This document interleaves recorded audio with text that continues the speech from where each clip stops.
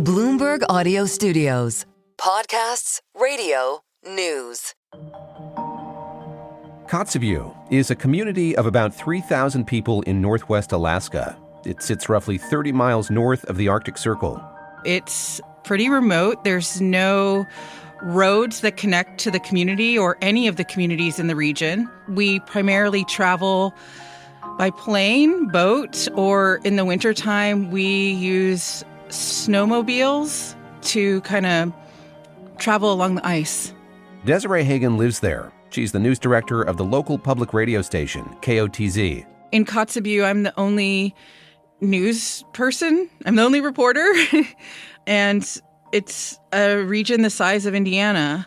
Most of KOTZ's residents are Inupiaq, a group indigenous to northwestern Alaska. Their families have been there for generations. It's a community big on nature. We have a major dog race. It's like the last dog race of the season, dog mushing race. It's in April. I've always wanted to do it. I've always thought like maybe one day I could do this race. Many residents are also shareholders or employees of NANA. It's a for-profit corporation established by Congress in the 1970s as a settlement over land claims by indigenous tribes and to prop up Alaska's native economies. Twice a year, NANA shareholders get a dividend payout of the company's profits. Everybody looks forward to NANA dividends, to dividend time. In 2025, the average payout for the year per shareholder will be about $3,300. They'll hold off doing things until they get their dividend. Like, once I get my dividend, I'm going to get a new four-wheeler. Or, hey, can I borrow some money? I'll pay you back when dividends get here. Historically, that money came from NANA's work in local industries, like oil and mining. In fact, NANA leases the mining rights to one of the largest lead and zinc mines in the world. But in recent years, the overwhelming majority of NANA's revenue, the money that's fueling those dividend payments, it's come from a subsidiary of the company. And a chunk of that money comes from a corner of NANA's business that some shareholders say they weren't aware of: ICE detention facilities. There were folks who were surprised to learn that the company was involved in this work. Polly Mosendz is an investigative reporter at Bloomberg. She visited KOTZ to report with Desiree on NANA's growing relationship with ICE. And Polly says that as news of those government contracts has come to light, it's caused deep concern among some in the community. The shareholders who I spoke with, they all sort of had the same refrain that they were, they totally understood that these might be profitable contracts, but they were concerned that however profitable they might be, that they did not uphold the values of their community and that they were concerned about human rights conditions and how people might be treated in these facilities.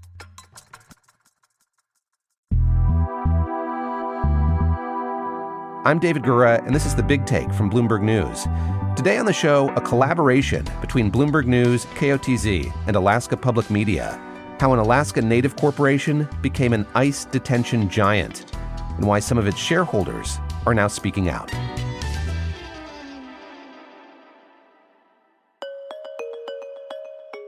Alaska Native corporations were established through the Alaska Native Claims Settlement Act in 1971.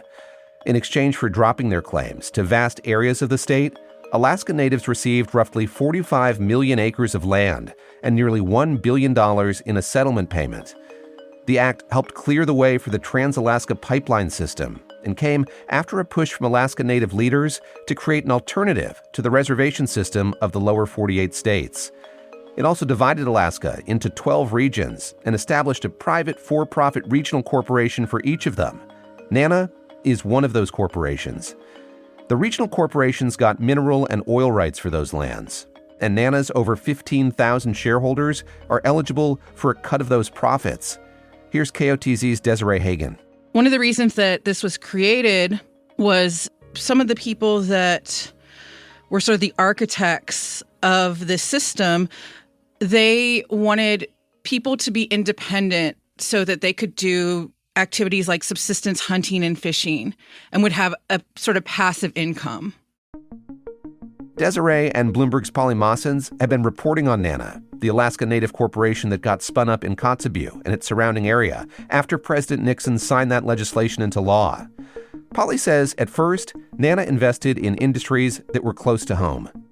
In their business, sort of in the 70s and early 80s, a lot of what they're focused on is natural resources. They're focused on oil, on mining, on supporting the Trans-Alaska pipeline system, and they start to struggle a little bit. They're having a little bit of trouble, and Congress sees a way out. They see a solution, and they decide to extend what's called the 8A program.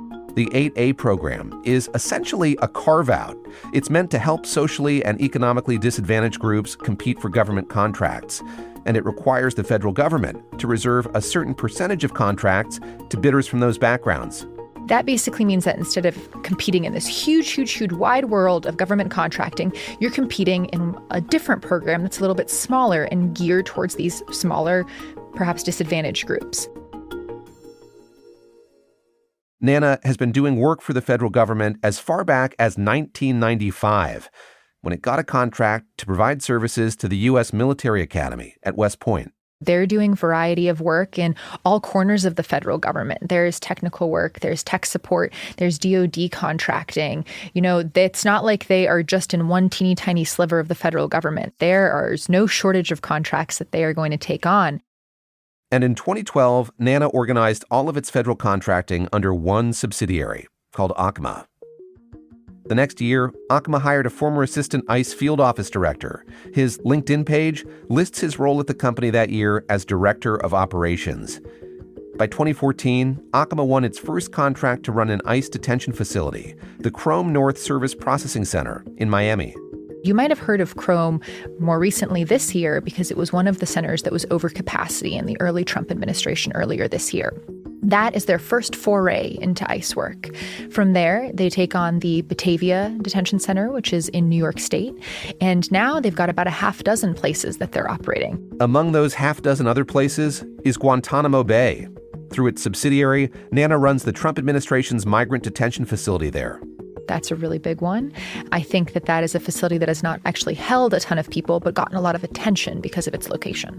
What do we know, broadly speaking, about the conditions inside these ICE facilities that are run by ACMA? So I'll start off by speaking about Chrome. Chrome, during the second Trump administration in its early days, it was being cited for just overflow issues. And, the other thing that we start hearing about Chrome is that people feel unsafe there. They feel overcrowded. Since the start of the year, 4 men in ICE custody have died after being detained at Chrome. At another ACMA-managed detention center near Buffalo, New York, government inspectors repeatedly found that guards used inappropriate force. In a lawsuit, those detained there have alleged they were subject to forced labor. ACMA has denied the forced labor allegations, and the case hasn't yet gone to trial. ICE did not respond to requests for comment, and U.S. Customs and Border Protection and the Department of Homeland Security have not responded to claims by detained immigrants Bloomberg spoke with. NANA also did not reply to a detailed list of questions from Bloomberg. However, in April, after a Facebook poll was conducted by some shareholders who were concerned about this line of work, the company did note that they felt like this work did uphold their values of their community. And the company noted that they were not able to disclose some of the nature of the contract and speak publicly extensively at the time. But through the years, NANA's contract work through ACMA and the 8A program has only grown.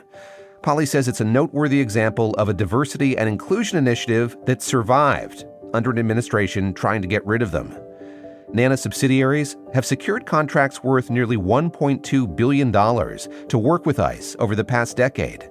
That's according to government contracting data compiled by Bloomberg Government. So what does all this mean for NANA shareholders? In Kotzebue, Polly spoke with Roswell Schaefer Sr., a man who's had many lives in the city. Growing up, everybody had to help in the household to survive. So we pick berries, we pick greens, we hunt constantly. And I picked salmon berries yesterday. Oh, you did, huh? I got a half gallon. Hey, cool. He's been a commercial fisherman, a subsistence hunter, and an artist. He's been a mayor, a councilman, and a judge. And from 1990 to 1992, he was also the president and chief executive officer of NANA. He told Polly the NANA of today is a far cry from the corporation he oversaw. So what kind of business was NANA doing at the time that you were president? Well, they had a construction company. We had a fishing business, oil services. electrical services up on the North Slope. We had all kinds of jobs like that. Now, with the ICE contracts, Schaefer says the corporation has lost its way. That type of contract really goes contrary to our values. Absolutely. Detention facilities like that are against our principles. A lot of Nana's ICE business is run thousands of miles away from Kotzebue. So who's in charge, and how are shareholders making their concerns known? That's after the break.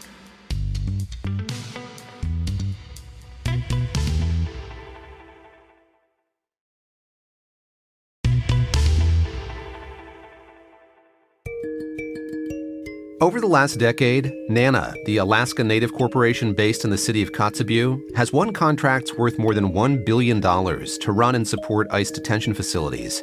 And residents of the community, who get a dividend of the corporation's profits, are starting to raise concerns that this business doesn't align with the community's values. But Bloomberg's Polly Mosendz says that a lot of that business happens far away. Kotzebue doesn't have ICE detention facilities in town. And the subsidiary that handles NANA's federal contracting, Acoma, is headquartered thousands of miles away from the Arctic Circle. So they are run really kind of like a traditional classic government contractor. It's exactly where you expect them to be, in Office Park in Virginia. You know, the folks who are running it have a lot of career experience in the federal government. And some folks who they're hiring, that's really what they've always done. Just in this case, they're doing it for an Alaskan Native corporation. Crucial to all that business is Acoma's CEO and president, Bill Monet. He's a Virginia executive who's worked in government contracting for decades. Monet is certainly well compensated. If we look at his compensation over the last 6 years, it's almost $40 million. In 2024, Monet received $7.9 million, according to a proxy statement filed by the company. That's roughly $2 million more than the total compensation that year of the former CEO of Geo Group, the biggest private prison operator in the country. I do think that that is notable. You know, that's certainly not all of Bill Monet's job. They do a whole lot of other contracting. DoD work is a huge part of their business, like it is with most federal contracting. But I do think it's important to know what his compensation looks like over that time. You mentioned that word began to spread about these ICE contracts that NANA had. How would you describe that reaction among people in the community as they learned about that, the reaction among shareholders to that news? I think a lot of people were shocked. They had not heard of it. KOTZ's Desiree Hagen says that as news of NANA's ICE contracts traveled through the community, some shareholders found it troubling. One thing that comes up a lot is that it goes against their value system. So there are different values. It's Inupiaq Illikusait, which is like, actually I have them right here, a list. I think it's about, 1, 2, 3, 4, 5, 6, 7, 8. I think it's about 17 is what I'm counting, and they're like respect for elders, respect for tribe, respect for nature, cooperation, hard work, humility, humor, they go on. But one of the things that I heard a few people say is like, why are we doing this to other brown people? Why are we as Inupiaq people doing this to another marginalized group? Polly says some shareholders are starting to speak out. There was that Facebook poll in March.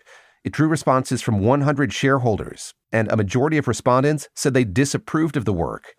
A NANA shareholder emailed the corporation's board, expressing her disapproval of NANA's contracts with ICE. A few months after she sent that letter, the shareholder received a response from the board chair, and the board chair, in a one-page letter, basically said, "We are comfortable with these contracts. The board has conducted site visits, and that's that." And in late July, the issue resurfaced at a community meeting for NANA shareholders in the village of Deering. My English name is Rue Ramos. I'm calling from the lower 48, but I care deeply about what happens to our community, to our people, and how NANA leads. The meeting was intended to cover general business matters, but several shareholders pressed NANA's board on why Acoma continues to work with ICE. So I'm asking and hoping for leadership from NANA to really assess whether those relationships are worth the financial windfall that's clearly coming our way. So I really encourage us all to really think about being displaced from our lands as a lower 48 Inuit. I feel really strongly that being displaced is the place in which our hearts and our spirits go to die. So I really hope that you all see the pain that what ICE is doing to people are causing problems. So I'm asking. I'm just hearing you off and on.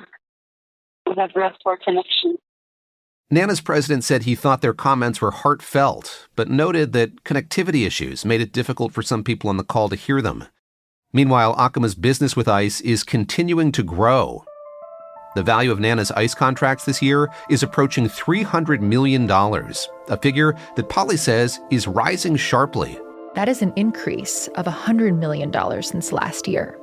And while those are both plenty large numbers, we also need to be looking ahead at the $45 billion with a B dollars that are going to be dedicated to this line of work in the future. Now, I do think that as more people find out, perhaps that those queries are going to be more frequent. Perhaps there'll be more shareholders asking these questions. But among the shareholders who have posed the question so far, they have not found a super robust plan from the board being presented. They haven't released any information about moving away from these contracts or anything like that. Just that their impressions thus far is that they will be continuing with this line of work, and they do believe that their values are being upheld in how they handle this line of work.